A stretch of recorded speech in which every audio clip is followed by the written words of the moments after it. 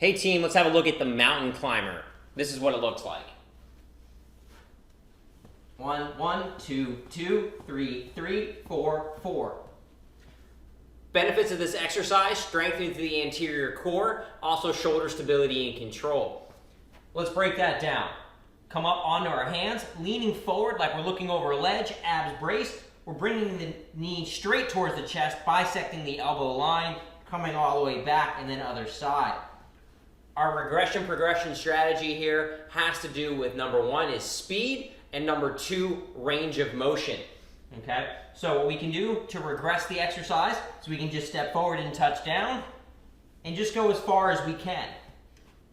If we want to continue to reduce load, we can drop down to the knees, abs braced, and we can move the knee in and come back. Okay? Common faults here are pretty much similar to the push-up. We're looking for too much lumbar flexion or extension. So make sure we don't let the hips drop down too low or push them up high. If we do that, we're not engaging the proper muscle groups. All right, that's your mountain climber.